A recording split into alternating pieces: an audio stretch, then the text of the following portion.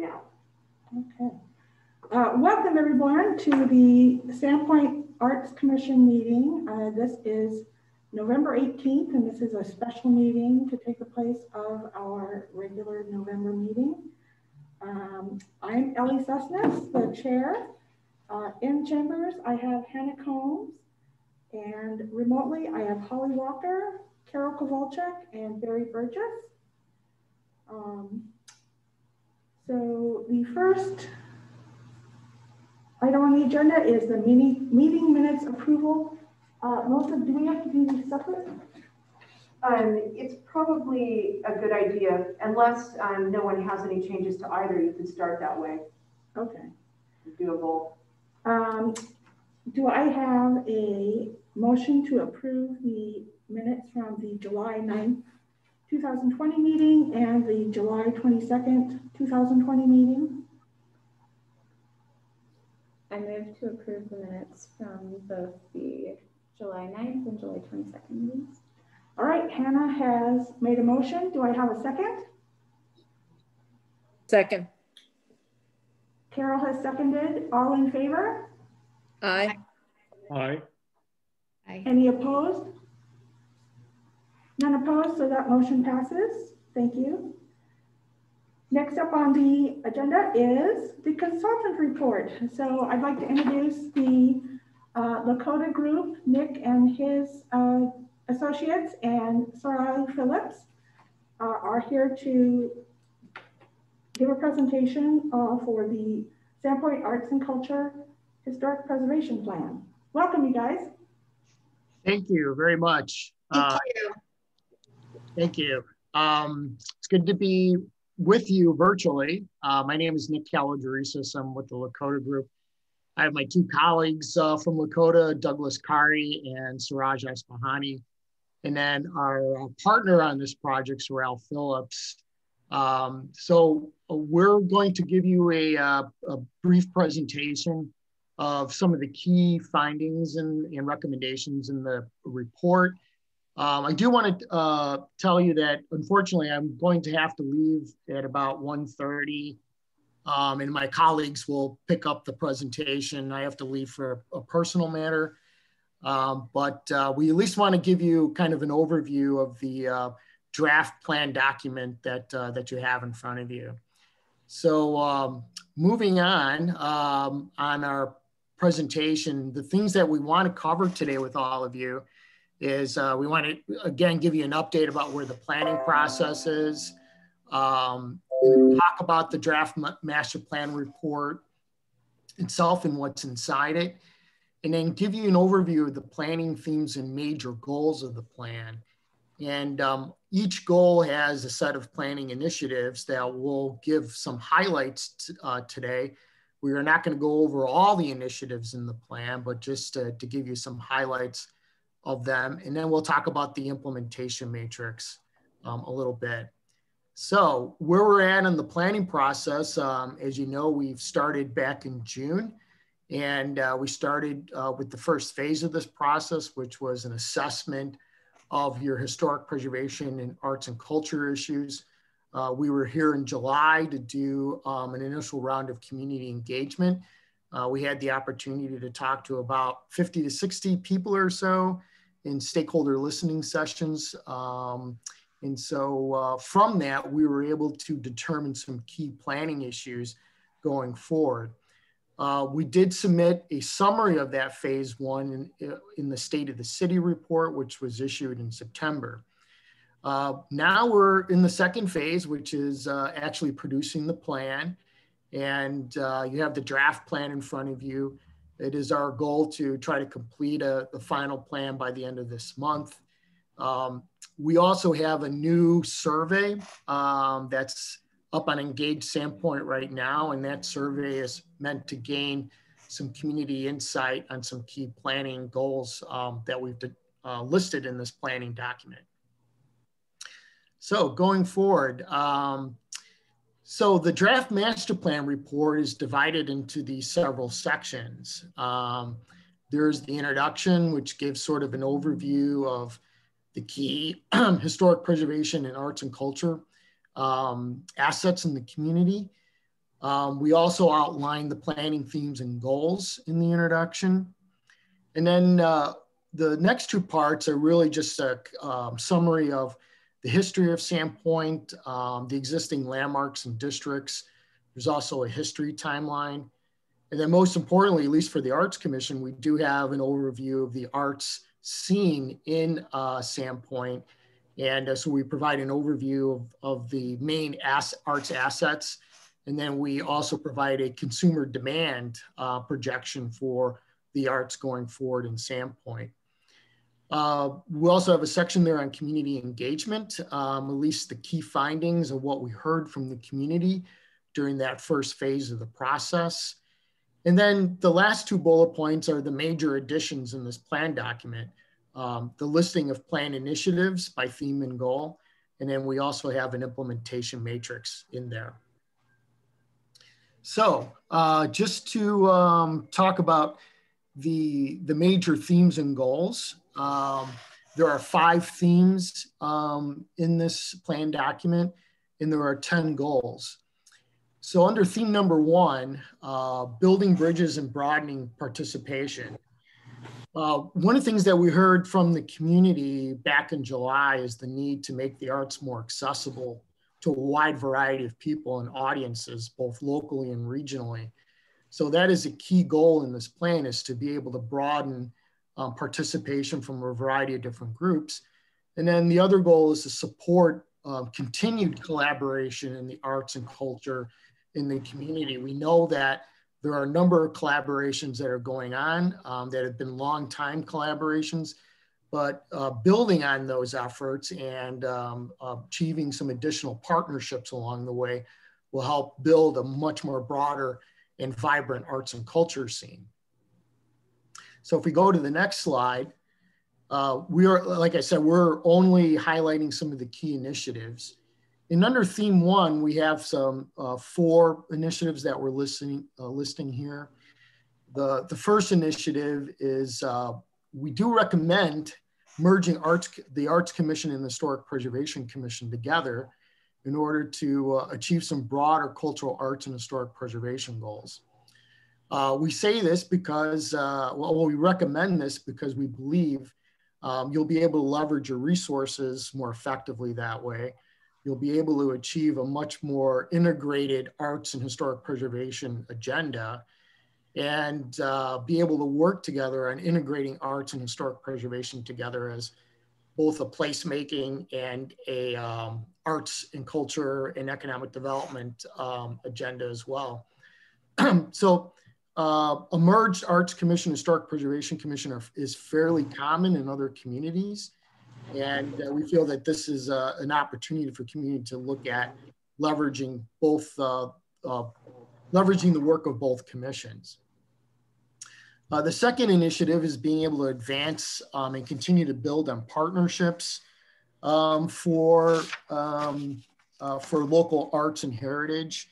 And there's a variety of different other partnerships that could happen, working with different community leaders, cultural organizations, and businesses to do a variety of different collaborations and doing some more cultural networking as part of that initiative. The third initiative is to promote local opportunities and information about local arts and culture and historic preservation. So there are a variety of different activities that could happen with that in terms of promoting those partnerships. And then initiative number 4 is creating opportunities that bring Sandpoint residents of all ages together in meaningful art making creative experiences. And so in the plan, we do list a number of activities that could happen to be able to bring many different groups and populations together to do art. So if we go to the next slide. Theme number 2 is about telling the authentic Sandpoint story. And the goals here is, one is to enhance Sandpoint's identity as a unique cultural destination. So what activities can we do to build the image of Sandpoint as a unique cultural destination to attract regional visitors and such? And then goal number 4 is to explore the complete Sandpoint historical narrative through education, placemaking, and outreach efforts. So if we go to the next slide. So these are just some recommendations that we have. Preparing a community placemaking plan. We know that you've developed a public art plan a couple of years ago. A placemaking plan integrates streetscape, urban design, and public art in ways in which we can enhance public spaces in the community. And so we know there are opportunities for that to happen in Sandpoint. So having a placemaking plan will be able to give us a better understanding of where what type of placemaking activities can happen, and really just expanding the definition of public art to, enhance streetscapes in public spaces. So, so we think that's an important project. It's just to build off your public art plan. Initiative number 2 is to implement a historical marker program. And we know that there are historical markers in the community, but this would be a program in which property owners could be able to research the history of their properties and purchase their own historical marker in which they could put on their property. So we think that's just a simple way in which to promote local history. And the initiative number 3 is to develop new festivals and events that help celebrate local arts and culture. And then initiative number 4 is to update Sandpoint's brand identity. And we think this is an opportunity in which you can develop a new brand logo, new marketing, new taglines in order to promote Sandpoint as an arts and culture destination. So, theme number 3, preservation of the arts and community vibrancy. And the 2 main goals here is that we want to be able to use arts, culture, and heritage to promote more economic development, to use those as key tools to promote vibrancy. So there are many different opportunities in which we can do that. And then goal number 6 is to integrate and promote historic preservation as a tool for achieving broader community planning goals. Okay, if we go on to the next one, I'll let Sorrel handle the first 3 of these. Hi, everybody. Thanks for those of you who were in the previous 2 meetings sitting and listening to this again. I'll try not to make it too repetitive. But one of the things that the plan has sprinkled throughout the initiatives are ways in which that you can improve your advocacy efforts across the board, which is doing more data documentation and more reporting out of things like your creative vitality index and your economic impact. So we're recommending that you participate in the Future Americans for the Arts Economic Prosperity Studies, which if you're familiar with that, it involves doing intercept surveys throughout a period of time, eventually when things open back up, and collecting information on visitors who, not just residents of the area who are attending arts events and their spending, but also visitors who are coming to the area from outside. And if events and destinations didn't exist in Sandpoint, would they leave Sandpoint to experience those things elsewhere? So it's a great project. And if Idaho is a state partner, it's actually really cost effective. I don't know if Idaho is a state partner in the project or not. So, and as you participate in studies like that and you work with West staff, for instance, to get your creative vitality index on an annual or semi-annual basis, you can begin to publicize those results and share them out with the community. And that helps not just with grant funding, but with advocacy across all different sectors, because you're speaking in a language that economic development understands, or people who are investing in community initiatives understand. So the second initiative in here is to deal with and address the need for space. We know there are some wonderful creative spaces already in Sandpoint. The Music Conservatory is an incredible anchor. The Pineda Theater is an incredible anchor. And the way we approached space conceptually in this plan is to really treat Sandpoint as a canvas and to figure out what spaces could be developed with some form of public-private partnership to expand that campus in a way that provides the community in general more opportunities to create, to meet in creative spaces, to present, to exhibit beyond what's currently available. So we're recommending that some feasibility studies be done on some of the buildings that folks have been talking about and looking at, which are listed in the report, and seeking partnerships to make those things happen.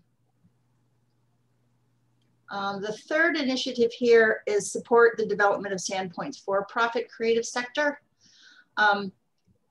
Nonprofit is incredibly important, and as the State of the City report shows, the creative vitality of a place is hugely influenced by the for-profit creative sector as well. So providing opportunities through the city to let contracts for services to artists and creative endeavors, creative businesses that are beyond nonprofits, putting programs in place that can support artists in the development of their businesses. You might call that professional development.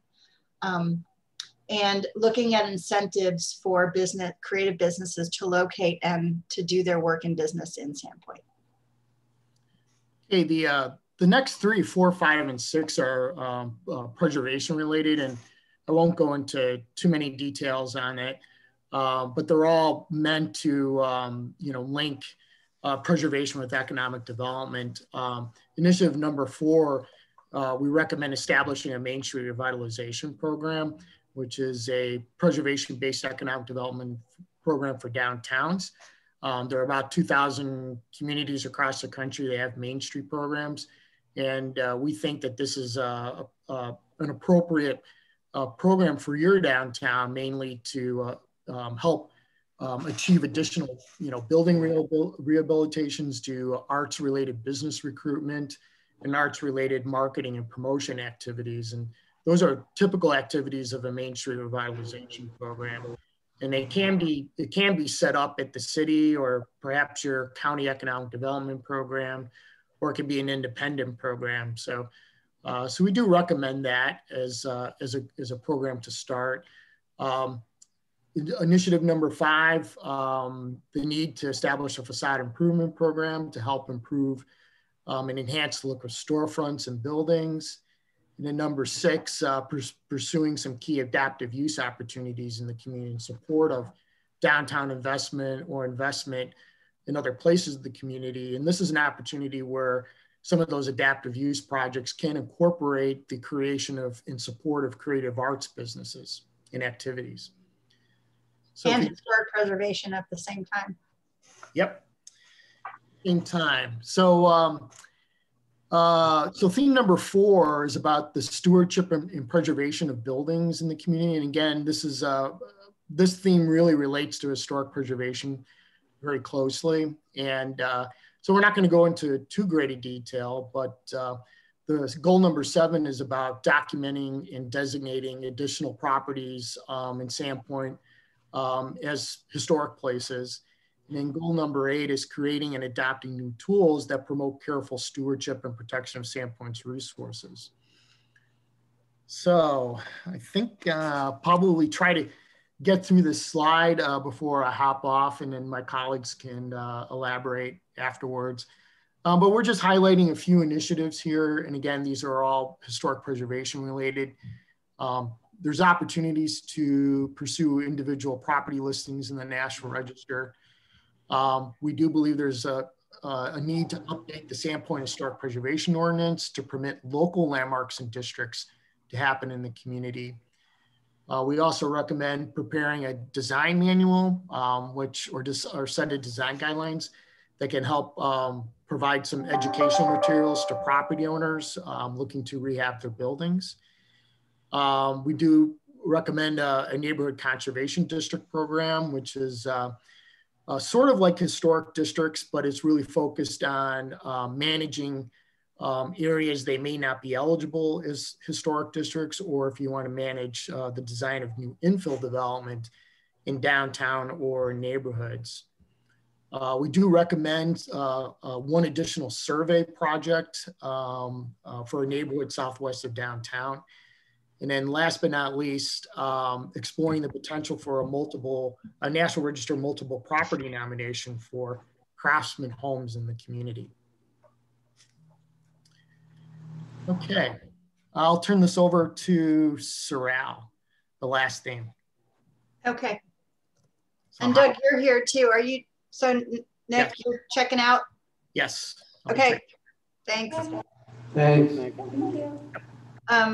So theme number 5 is building the local capacity. And that means in the area of arts leadership, as well as organizational capacity and community capacity, because the more that you educate residents in understanding what it is that you're doing with cultural development, the more your capacity grows as a community to lead and to grow in your cultural development. Goal number 9 is specifically in arts leadership and organizational capacity in the nonprofit arts sector. And goal number 10 is to continue to build historic preservation expertise. And that's not just with the folks who are doing it now, but in, again, educating people to care and learn how they can get involved in historic preservation. So next slide.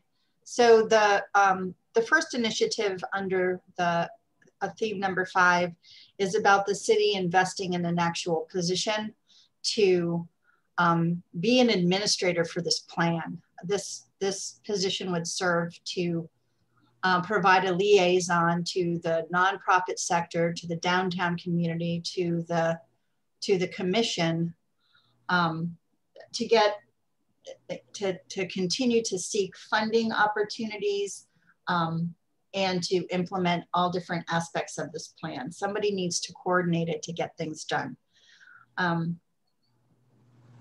So the next one, and part of that role of this administrative position within the city, which we're calling creative vitality, is to continue to facilitate the conversations going on around this plan and its implementation, to be the leader, to bring people together and continue what it started with this planning process so that it doesn't just become a plan that sits on a shelf.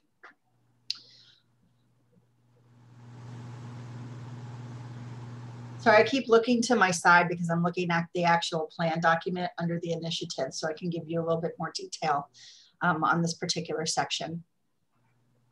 So for professional development, we're recommending that the city look for ways to work more closely with service providers in the state and the region to provide professional development conferences and workshops and entrepreneurial opportunities like incubator kind of programs for the local arts community and including artists. We're also recommending that one of the things, and this kind of loops, a lot of these initiatives kind of tie together. So this falls along with the branding and marketing of the arts, is to develop an arts, culture, and historic preservation leadership recognition award program so that you're really shining a spotlight on the folks who work so hard to lead these efforts. It's a way to not just shine a light on the personalities involved, but to bring the community together around celebration. And you might create an awards event post-COVID or even virtually where you can provide a social environment to people, for people to meet these leaders and to learn more about arts and culture in the community. These two initiatives go kind of directly together. One is working to bring more stability to the arts, and that means expanding funding opportunities for both art and historic preservation by diversifying the funding pool. It means looking together for larger grants, for creative placemaking grants that you can implement as a city and a commission, bringing your arts and your historic preservation folks together around.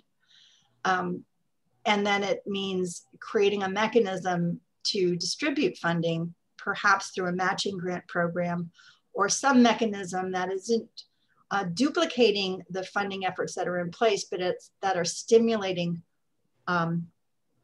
more giving and diversified funding.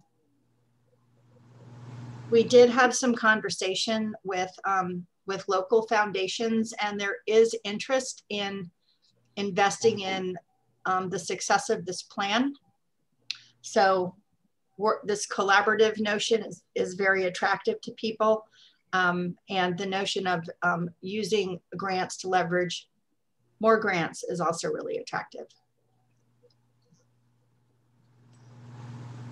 So this is just a little snapshot of one of the pages in the plan, and this is how we lay out an implementation grid. The data is exactly the same as it is in the goals and the initiative statements, but then we put a timeline, a priority scale, identify the partners or the potential partners, and then kind of a gauge of what kind of level of funding investment is involved in for implementation. Is this an easy lift, or is this a long-term effort that's going to take a lot more funding and a lot more time? This is one of the areas we're really going to need your help with as a commission, to take a look at the implementation, because you can give us a sense of whether these priorities are your priorities and whether the time frame makes sense to you. And then you can give us feedback and let us know if you want us to consider adjusting some of those. So I guess now I would just like to open it up to questions from you all. This is the same group I met with in July, I believe, when I was in town. Yes. Thank you so much for the presentation. I'd just like to say that this is Ellie, the chair. I'd like to say thank you for getting this together. It's so much information, and it's wonderful to see all of our hopes and dreams on paper in one place. I think we've worked toward this for a long time, and it's really great to see it happening. I did want to mention that Steve Garvin from the Historical Preservation is here in chambers with us, and I know Erin Qualls, our liaison, and Linda Heiss is available to answer questions also. So let's see, does anybody have any questions for the consultants? I addressed a number of things yesterday in our meeting with them and the day before in the steering committee one. And I know that the Lakota group has already integrated a few more things from those discussions and from Jennifer from yesterday or the day before, I think. Also, the makeup of the commission was a topic that we felt strongly should be altered, and Lakota indicated they had already come to that conclusion since printing this as well, or publishing this. And that fit with some of Jennifer's concerns, both about scale and feasibility of having the commission be smaller than what it was, and maybe have some of the specific recommendations not included in that, but that'll be addressed. Right. Thank you. And the collaboration that's already existed for a number of years and on specific projects with historic preservation and the arts has been a wonderful starting thing for this. A lot of the proposals that the Lakota group has made were things that either commission was already working on, but also some different ones and some ones that are thought-provoking. So hopefully we all go forward in a manner that can be both afforded and also created. Thank you, Steve. Yeah, I'd also like to reiterate that we have included from the steering committee and the Historic Preservation Commission meeting and feedback we got from the SHPO, changes to some wording, and there's nothing grand in the difference, but there were some subtleties that needed to be addressed. Thank you, Sorrel. All right, Hannah has a question. Anna. In the creation of a creative vitality administrator, do you imagine that part of that role would be seeking funding for a variety of arts projects throughout the community, both for projects that would be, you know, under that person's leadership, but also helping seek funding for other organizations in the community as well? I would not see a city position's role being seeking funds for individual organizations. I would see it seeking funds to initiate community-wide projects that involve the arts and historic preservation, ideally, or creative placemaking projects that are bigger than an organization. Did that answer your question? Holland and Carol. Yeah, I think, like you were, I love that this plan addresses capacity building as a major goal, because as I've been reading this, I think that there's so many great ideas in these pages, but it's going to require a huge amount of capacity building for different organizations as well as for the city. And I think that, you know, good leadership training is definitely a part of that, but I think ultimately it comes back to having the funding available and also creating more jobs, because if all of the burden of implementing these initiatives lies on a handful of arts leaders in the community, either I think the initiatives won't be fulfilled or there will be a high amount of burnout. Do you have any ideas about how this plan could help generate more jobs in the arts?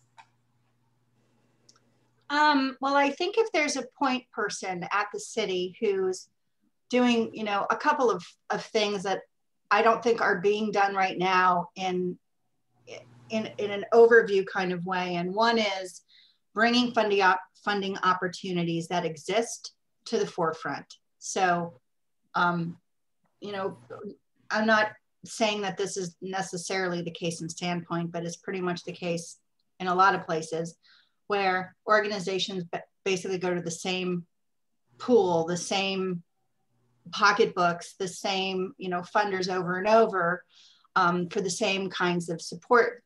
And they often miss opportunities that they don't even know about because they're running 1,000 miles a minute, just trying to keep, you know, especially with COVID, just to stay alive. So if somebody's got their radar out there on the grant opportunities funding, I mean, just to read the documentation that's coming out of Americans for the Arts on all of the different funding opportunities during COVID takes like 3 hours to read the newsletter and then to click on the links and see, oh, would my organization qualify for this? Or, you know, what is this about? And funders are changing, they're pivoting on a dime, most of them to be as accessible and as responsive as they can. So a lot of criteria that existed before is going away, and somebody needs to be sort of checking in on that.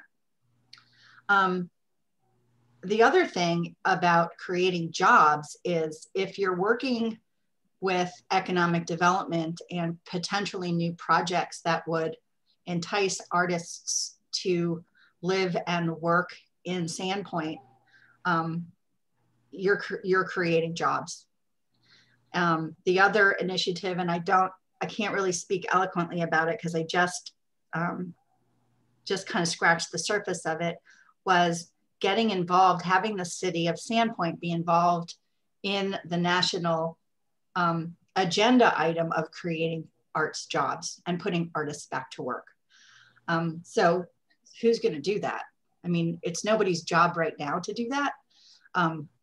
But if there's a position in the city that has a clear work plan for its year, a plan for arts and culture, it can create a work plan for the year with measurable goals to take some steps towards making these kinds of things happen. There is an advertised job opening currently, but it's that one that we've talked about where it's parks and management and that area, and then secondarily be liaison to the arts and historic preservation commissions. Possibly because of these discussions and your plan, maybe that will shift when Jennifer, we talked the other day here, because I asked if it could be possible to look into a half or full-time position just dealing with the arts and historic preservation and culture. And of course, there's always funding and timing issues, but clearly, you know, Jennifer heard this, and I think that was after Lakota Group popped off the call on Monday. But this is at least in the hopper, shall we say. Mm-hmm. Yeah, and we're recommending to, you know, if you're, you know, go big or go home, you know, don't tip your toe in the water in creating a, you know, a quarter FTE position that's just going to perpetuate the same kind of, not disparity, but everybody's working together and working separately, but there's nobody kind of overseeing everything that's going on. It really does take an investment in a position. So I've seen it in cities where there are two different, so some have the arts development under economic development and some have it under Parks and Rec. Is there a strong feeling either way that you researched? No, we didn't research that specifically for this to make a recommendation here. But because you have a strong public art program already that's not buried underneath Parks and Rec, I think that it needs to be just a standalone administrative position and probably within economic development. In some places it's within the mayor's office because this person is like a circuit rider. They're, you know, they're using the arts, and I use that word broadly, using arts and creative placemaking as a thread that carries through the fabric of what all these other departments in the city are doing. So a lot of these initiatives, the Parks and Recreation and Open Spaces Division would be a partner in making some of these things happen, but I'm not so sure that that position would be within Parks and Rec. I wouldn't recommend that. Aaron, did you have a comment? Yeah, I think it just got answered, but I had a couple of questions.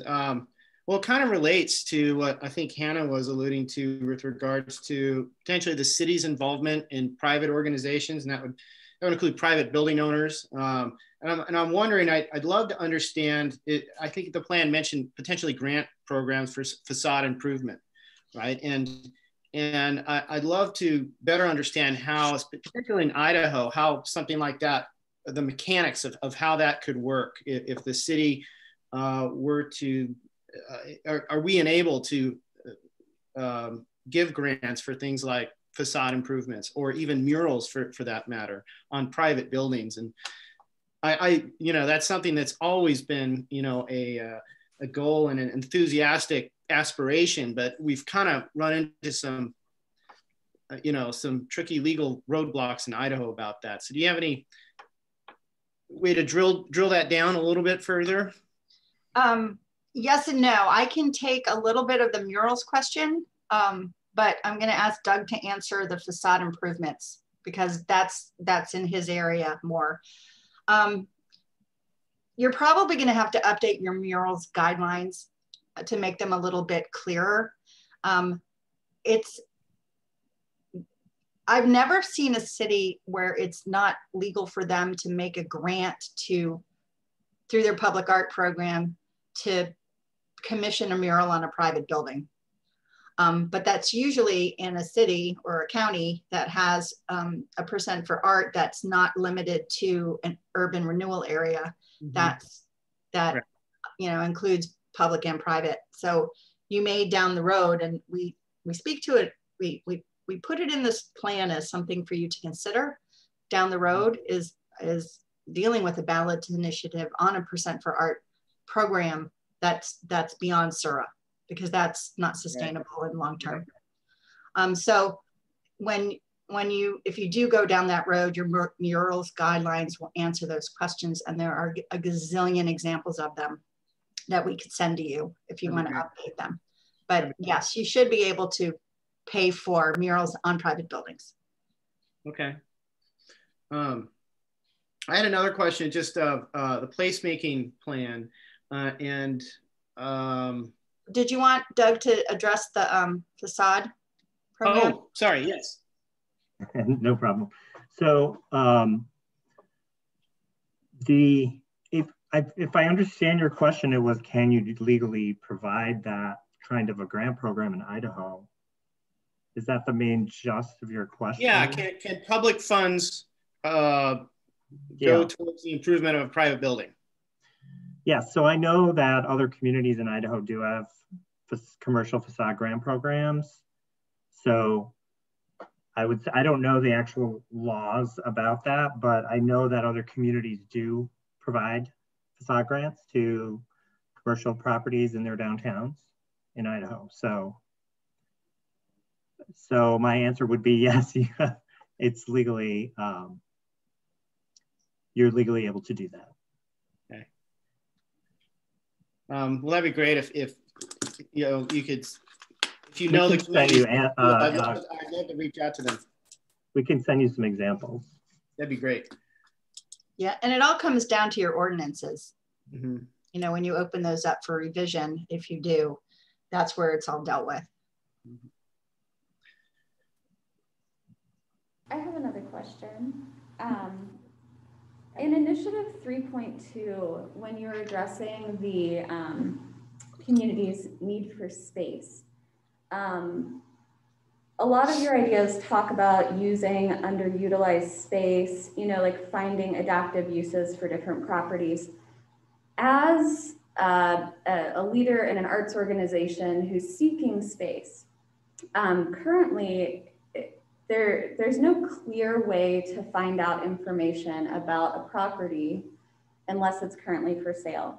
So do you see the city or the Economic Development Committee, who do you see sort of being a liaison between arts organizations seeking space and property owners, and sort of finding ways for their goals to work together? I would see that as something that the administrator of Creative Vitality is monitoring and facilitating conversations, because things pop up, you know, randomly. And unless, I mean, Sandpoint's a pretty small community, so it shouldn't be as complex as it would be in a big city. To sort of keep tabs on what's happening in the opportunities and private building owners' interests, and being at the table when some of these conversations are happening, to be able to synthesize and find the synergy between needs and matching assets. And one of the things this position would probably do is continue to document what are these specific needs are. So if a property came under, you know, investigation, so say it's the event center or the Heartwood Center, which are two that people have been talking about, there has to be a real feasibility study. So you have to do a needs assessment, and you have to be able to get information from potential users on what kind of space they need, how much square footage, what are the characteristics of the space, how much they would be able to afford to pay. You know, all of these things before you can say, yeah, we want to move forward with exploring a reuse of this particular property. So I would think it would be the city position. Holly, did you have a question?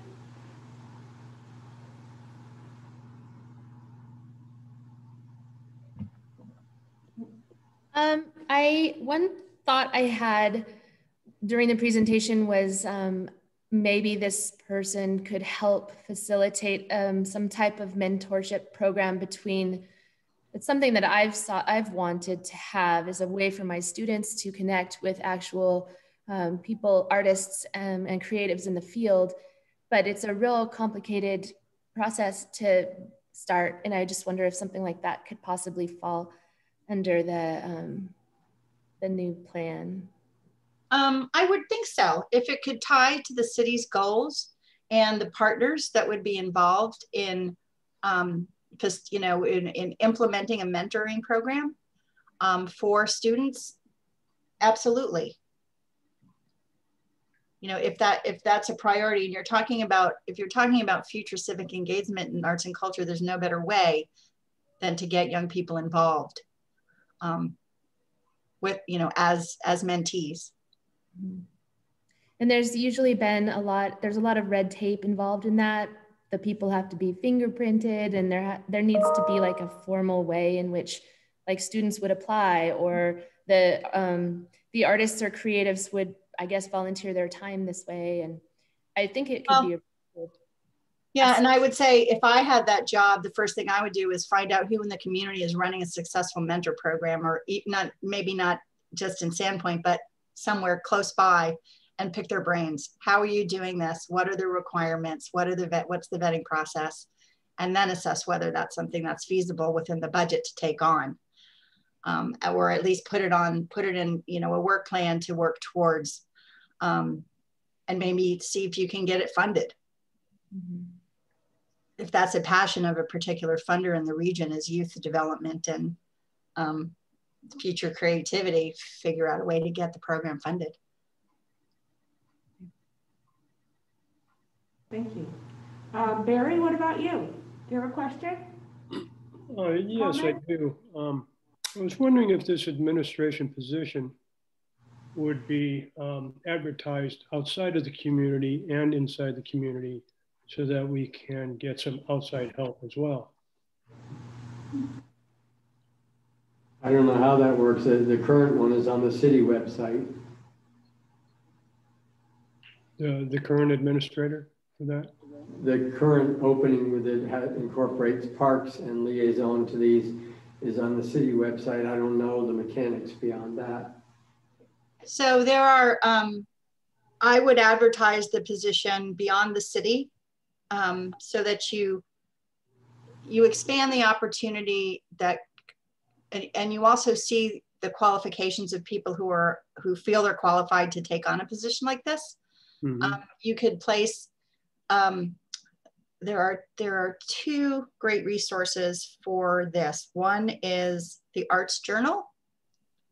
I actually monitor the Arts Journal to see what organizations are in the process of finding new executive leadership for a side gig that I have that has to do with rebranding organizations. So I'm wanting to look for opportunities where there's transition happening.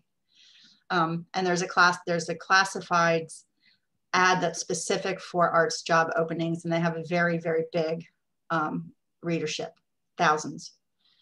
There's another smaller endeavor called Art Career Cafe, which is modeled after the culinary industry, looking for chefs and culinary opportunities. And the person who created that site built it on that model, and it sort of to facilitate a network within the arts for arts jobs. The other would be, and I don't necessarily recommend that you find, there's a company called, the name's escaping me right now, but Arts Resource Group, I think, where they do an executive search for arts leadership positions. I wouldn't recommend that, but if they do have a classifieds opportunity, I would list it there with them as well. And I'll find that for you and send it. I can send it in to Jennifer. Very good, thank you. Mm-hmm. So it's been a few years, but I know that when the Canada was looking at new executive directorship a while ago, the Idaho Nonprofit Center had a jobs listing postings, and at least it would make regional sense to tap into that. Yeah, also West Staff might have a job posting site. Yep. Good one. CJ, did you have any questions or comments? Hang on, I had it on mute. The dog's barking. Actually, Barry asked the question that I was interested in, and I did get it answered. Thank you.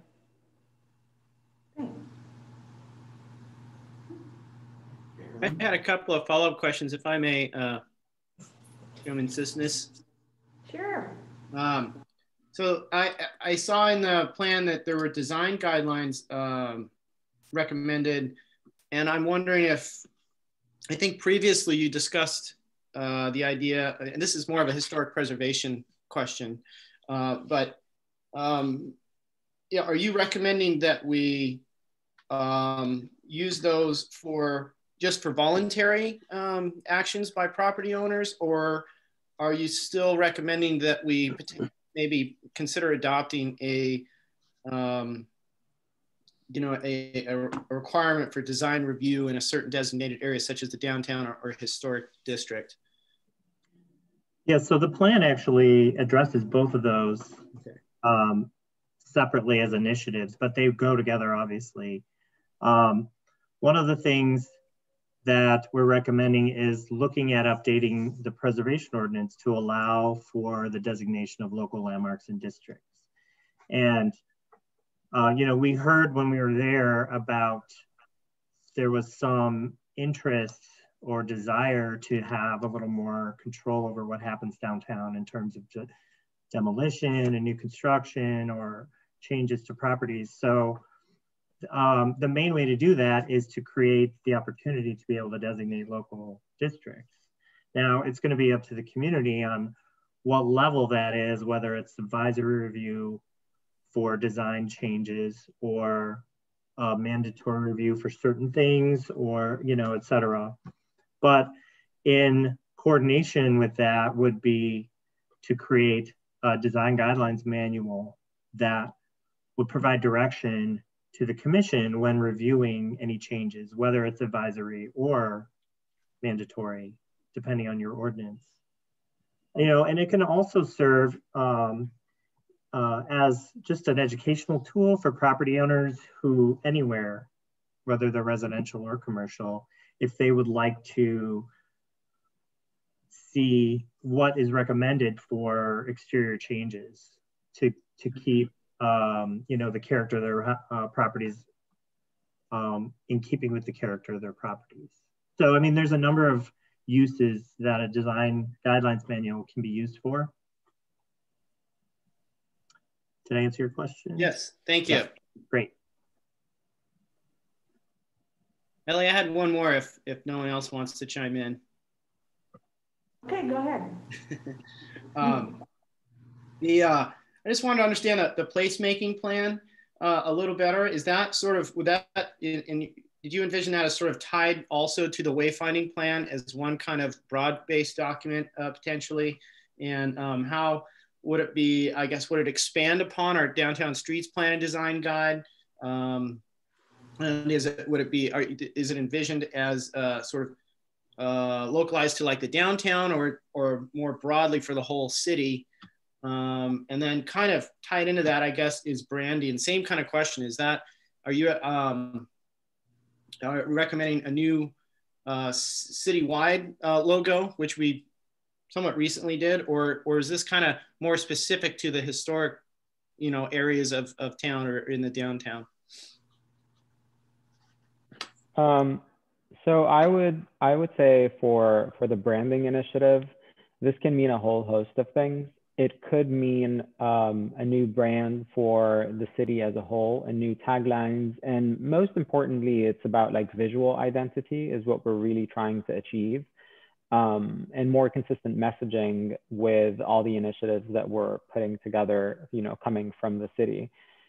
And that would definitely tie into a placemaking plan. And while there are other plans that speak to the visual identity and like the built environment, public realm, and all that, like within downtown and like around downtown, a placemaking plan would be more focused on picking certain key locations where placemaking would be deemed necessary and supplementary to existing streetscape improvements or other public space improvements or community gathering spaces that you might be working on.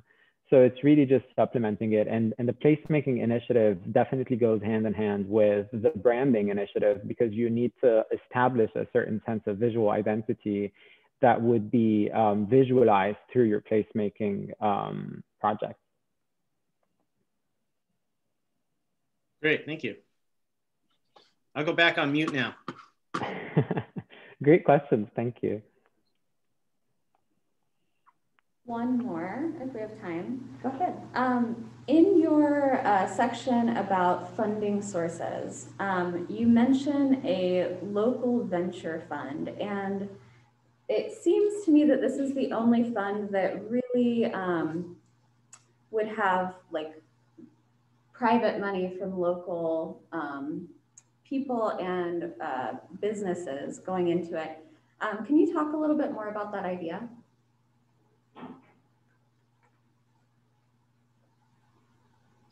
Well, we were looking at the mechanism that you have within your public art to receive donations and fund projects outside of Sura, that Art by the Inch Fund.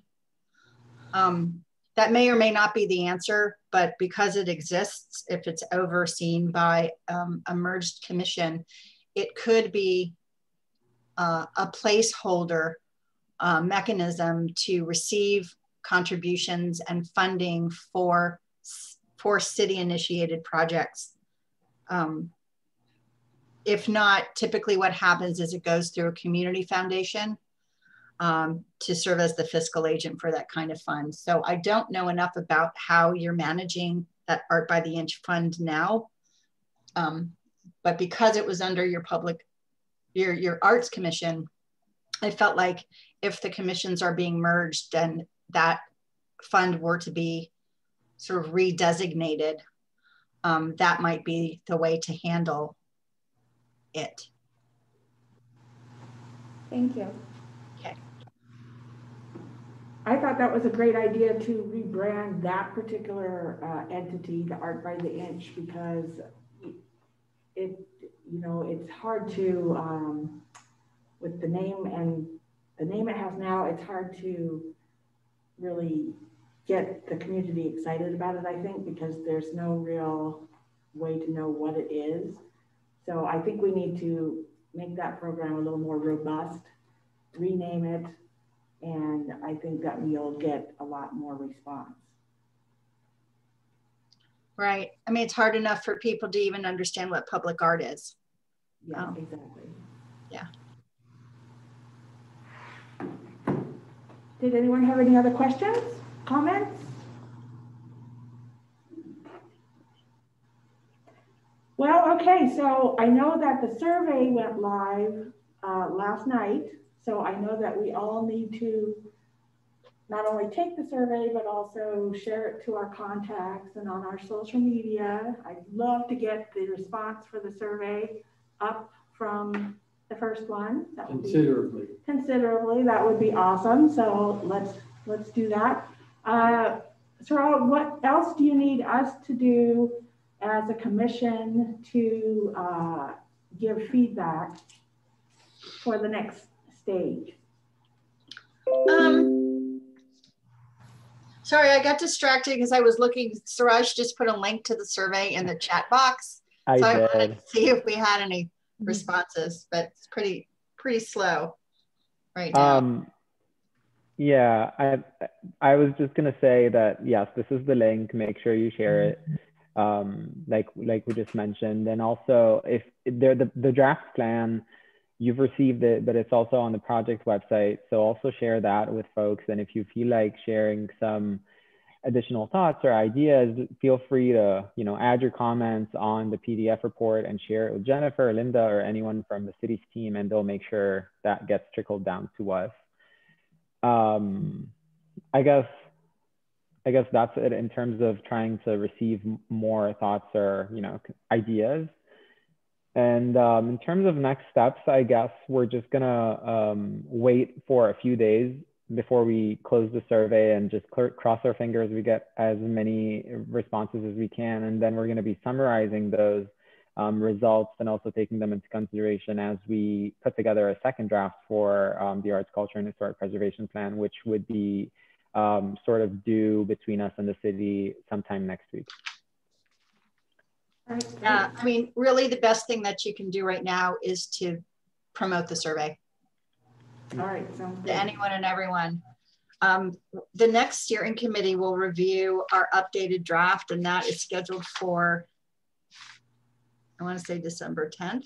December 10th. Yeah, December 10th. That'll be our, I believe, our final steering committee meeting. And then we'll put a bow and cross our T's and dot our I's, and it will go to the city council in January.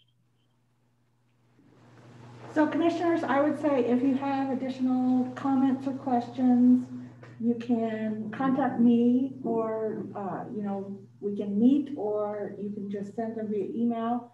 I'm on the steering committee, so I can pass those along. That would be perfect. I didn't hear anything today that would warrant making, you know, edits to the draft plan necessarily. It was mostly questions. But if there's something specific that you feel needs to be addressed, definitely send it through the steering committee and we'll address it. All right, sounds great. What did anybody think about the combining of the commissions? Well, I think that's a good idea.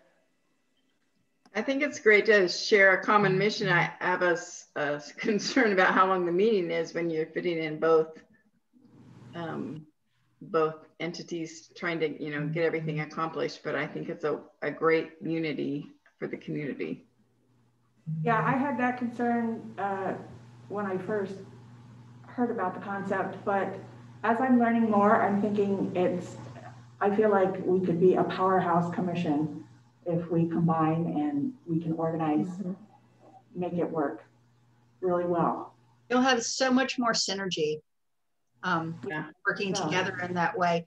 And when there are specific projects that need a breakout or a special meeting, they can be project related meetings that aren't the official commission meeting. Right. That helps. I think we can make it work.